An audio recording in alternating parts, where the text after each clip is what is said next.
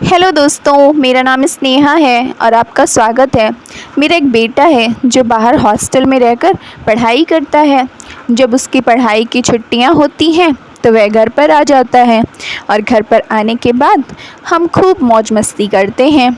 यह बात उस समय की है जब मेरा इकलौता बेटा जो अभी अभी जयपुर हॉस्टल से आया था। मेरे बेटे का हॉस्टल से बाहर कहीं आना जाना नहीं होता है, वहीं पे रहकर वह अपनी पढ़ाई करता है और उन्हें बाहर नहीं घूमने फिरने दिया जाता है, इसलिए वह वहाँ बोर हो जाता है।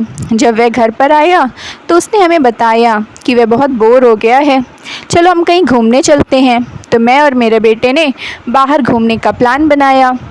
हम दोनों ने प्लान बनाया कि हम शिमला घूमने के लिए जाएंगे। बाहर घूमने की खुशी में हमने इसी दिन अपना अपना पैकिंग इत्यादि कर लिया और हम अगले दिन ही शिमला के लिए निकल पड़े।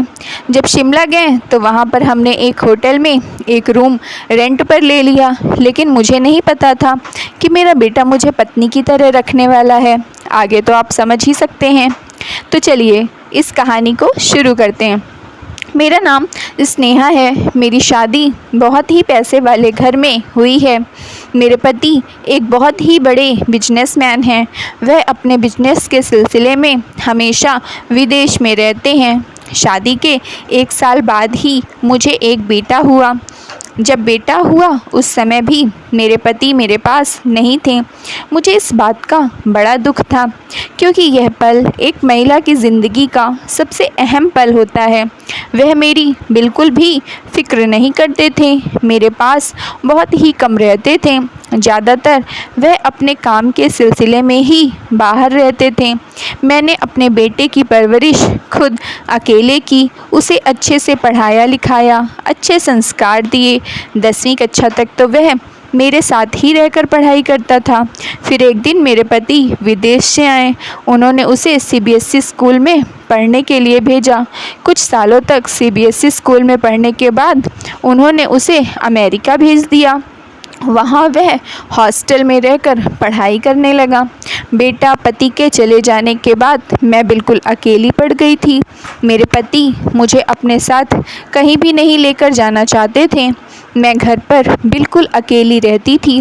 इसी वजह से धीरे धीरे यह अकेलापन मुझे अंदर ही अंदर काटने लगा। बेटा मेरा कभी कभी फ़ोन पर बात करके मेरा हालचाल ले लिया करता था। मेरे पति तो मुझे कभी कॉल तक नहीं करते थे। मुझे ऐसा लगने लगा था कि मेरे पति का विदेश में किसी दूसरी लड़की के साथ अफेयर है, पर मैंने यह बात अपने बेटे से कभी नहीं बताई। मैं नहीं चाहती थी कि मेरे बेटे के अंदर उसके पिता के लिए कोई कड़वाहट हो। मैं तो चाहती थी कि मेरा बेटा बिना किसी चिंता के अपनी पढ़ाई पूरा करे और जल्दी से अपने घर आ जाए। इसलिए मैं बस चुपचाप सब कुछ सह रही थी। धीरे धीरे समय बीतता गया और मेरी तबीयत खराब होने लगी। भूख प्यास सब खत्म होती जा रही थी। मेरी बीमारी का कारण मेरा अकेलापन था। मेरा अकेलापन मुझे खाए जा रहा था।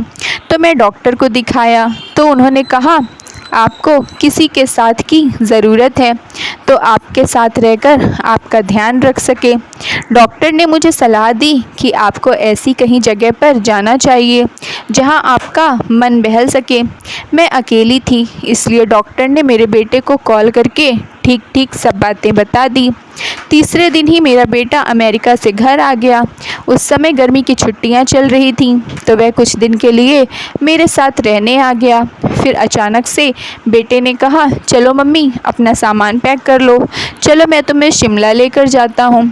मैं मना कर रही थी तो वह ज़िद पर अड़ गया और कहने लगा कि डॉक्टर ने आपको थोड़ा घूमने फिरने के लिए कहा है, आप यहाँ से थोड़ा बाहर निकलेंगी तो आपको अच्छा लगेगा।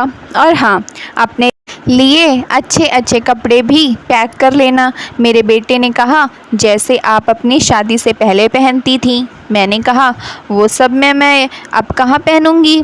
बेटे ने कहा बस आप रख लो, यहाँ नहीं तो वहाँ पहुँचने पर पहन लेना, आपकी पुरानी यादें ताज़ा हो जाएंगी।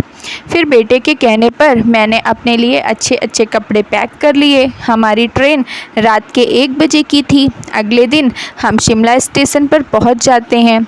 स्टेशन पहुँचते ही वहीं पास में ही एक होटल में रहने के लिए रूम ले लिया। हमने अपना सारा सामान गाड़ी से उतार कर कमरे में पहुंचा दिया और फिर मैं और मेरा बेटा दोनों फ्रेश हुए।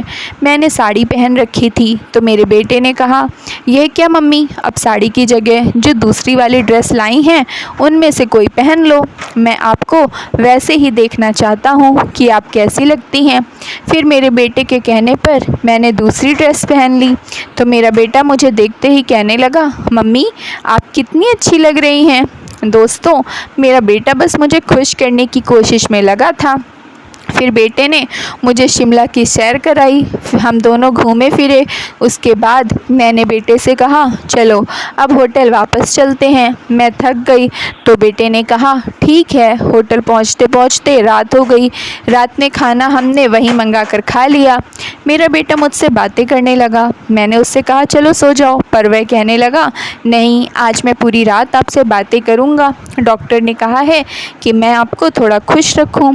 फिर बेटा मेरा कहता है, मम्मी आप इस ड्रेस में एकदम नई लड़की जैसी दिखती हैं, अब आप ऐसे ही ड्रेस पहना करो। वैसे भी पापा कहाँ आपके साथ रहते हैं, उन्हें तो आपकी बिल्कुल भी परवाह नहीं है। फिर बेटा पूछता है, मम्मी आप शादी से पहले किसी और को पसंद करती थी? तो मैंने भी हंसकर कहा, तुम भी ये सब बातें क्यों लेकर बैठ गए हो? बेटे ने हंसकर कहा, बताइए ना मम्मी प्लीज़। तो मैं भी बेटे को सारी बातें बताने लगी। मैंने कहा, शादी से पहले मेरा एक बेस्ट फ्रेंड था। फिर बेटे ने पूछा, सिर्फ दोस्त था या कुछ और?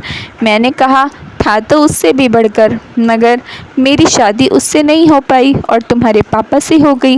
वह भी तुम्हारी तरह बातें करता, खाने पीने की चीज़ ला कर देता, हमेशा खुश रखता और कहता था कि तुम ऐसे ही अच्छी लगती हो। फिर मैंने कहा, यह सब छोड़ो, सब पुरानी बातें हैं। फिर बेटा कहने लगा, आज से मैं आपका अच्छा वाला दोस्त हूँ, आप मुझसे हर बात शेयर कर सकती हैं।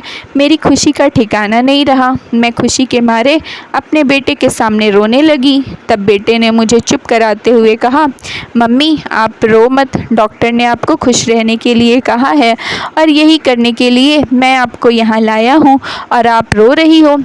सच में दोस्तों, उस रात मेरे बेटे ने मुझे इतना ज़्यादा खुश किया था। इतने सालों में मुझे मेरे पति से कोई खुशी नहीं मिली थी। हमने अपने दिल की बात एक दूसरे से शेयर की। अब मेरी तबीयत बिल्कुल ठीक हो गई थी, मैं बिल्कुल फिट और स्वस्थ हो गई थी। दूसरे दिन हम होटल के स्विमिंग पूल में गए और हमने उसमें स्विमिंग की। सच में मैं उस दिन बहुत ज़्यादा खुश थी। थैंक यू फ्रेंड्स, उम्मीद करती हूँ आप लोगों को स्टोरी पसंद आई होगी। तो प्लीज़ जल्दी से लाइक कर दीजिए, चैनल पर नए हैं तो सब्सक्राइब कर लीजिए और अपनी राय हमें कमेंट बॉक्स में ज़रूर दीजिए। तब तक के लिए बाय।